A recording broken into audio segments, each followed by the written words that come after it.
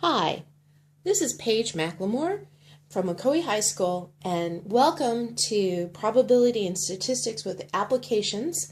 This is the first video of the year, and I'm going to give you an introduction to the class.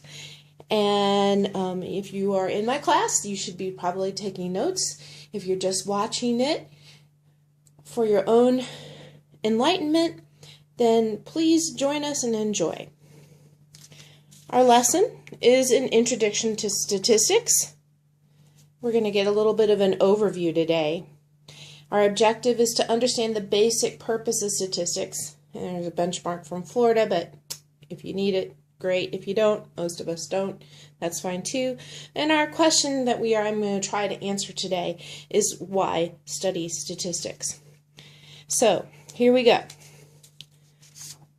Every day, more and more, it seems, we are being bombarded by data.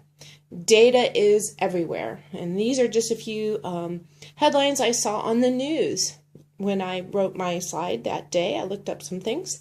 And you can see that this is all information that we are just being bombarded by every day.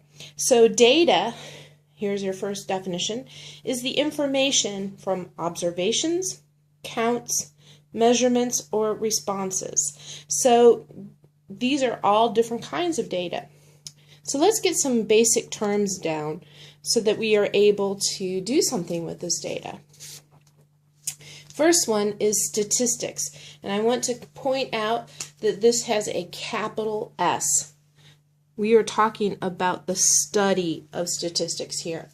Okay? It is the science of collecting, organizing, analyzing, and interpreting data.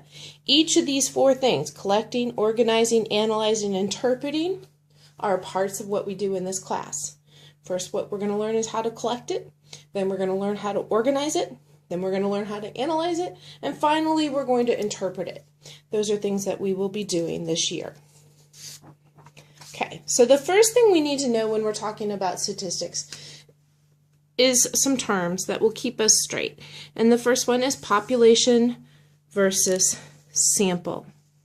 Okay, so population is a group of all the responses. So for example, let's think about it. If I'm in a classroom and I ask how many people are going to the football game on Friday night. So this might be my set of all the responses of that question.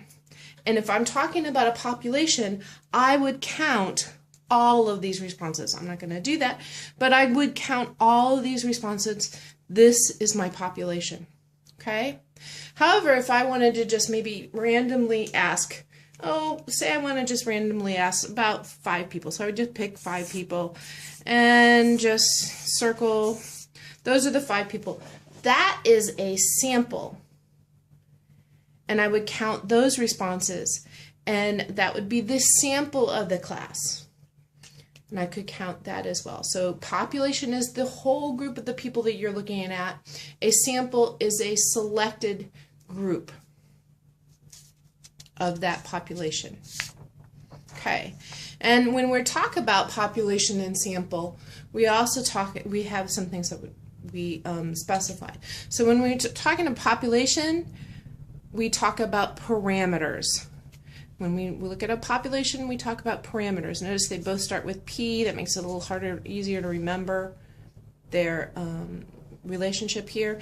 And a parameter is a number which describes a characteristic of a population. For example, 30% of the class say they're going to the football game on Friday. That would be a parameter if I talk to everybody in the class. Similarly, we have a sample. When we have a sample, we have a statistic, and those both start with S. And that's when I look at that sample and say, well, of the 5 people I sampled, 25% of them said they were going to the football game. That doesn't quite make sense, but that's the general idea. So that is a number that describes this characteristic of a sample. Statistic goes with sample, parameter goes with population. And we're going to look at, in a minute, we will look at an example where you need to be able to figure out which is which. Okay, so The next part that we need to know is that you have branches of statistics. I made a nice little tree here. Hope you can tell it's a tree. But anyway, we have two major branches of statistics.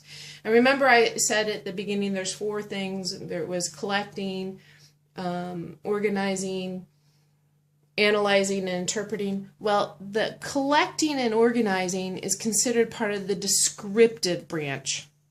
Descriptive, this is how we describe our statistics and display them. So we display, organize, we summarize statistics in the descriptive side. And this is what we're going to be doing for the most of the first part of the year, probably up until the second part of the second quarter. But then there's the inferential, and this is really the important part that many people tend to forget, is that there's the inferential part of statistics, and that's where we come up with conclusions, we make generalizations, and this is really dictated by probability, and we start looking at the probabilities of things. So those are our two main branches of statistics. Now, finally, last thing I want to do is just do some examples of what we've talked about. So I have two examples and I want you to look at what is the population and the sample. So I want you to look at the first one. Of the 38 nursing students surveyed, 65% said they hope to find jobs in private doctor's offices. So, what is the population that I'm talking about here? What is the sample? This seems to be kind of tricky for people because they look for the numbers, and it's not the numbers. What you need to remember is what the definition of population and sample is. So the population is the whole group. So what whole group am I looking at? I'm looking at all the nursing students, not just a number of them. So the population is all the nursing students. Now what's the sample? The 38 that I surveyed.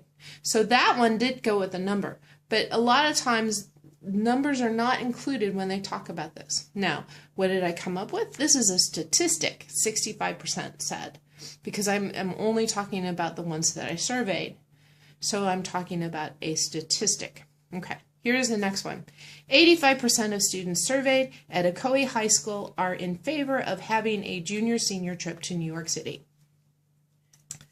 Okay, so if I look at that one, 85% of students. What's my population? 85% is the statistic. So I'm not looking at a number here. It is all the students at Ocoee High School is my population. All the students. The sample is the ones that were surveyed. We don't know how many this time, but we know that it was a sample because it doesn't say that they surveyed all the students. Okay, so the sample is the number or the students that were surveyed. The population is all the students at Ocoee High School. Okay, so that is one type of question that you might need to be able to figure out on your own. And you should always be able to identify the population versus the sample. The other thing is we talked about parameter statistics. So here is an example of something that you can read and decide whether it's one or the other. Salaries for the 667 MBA graduates from the University of Chicago increased 8.5% for the previous year. Okay. So, is this a parameter or statistic? Does this apply to all or some? Well, first we have to think about what is the population. And the population is the MBA graduates from the University of Chicago. But it's talking about the 667. So just looking at this, I don't think that they took a sample out of that. This is my population, and my number, my statistic, applies to all of them. So it's not a statistic, it's actually a parameter. Okay, well, I hope this helps as an introduction to probability and statistics with applications, and I will see you in class.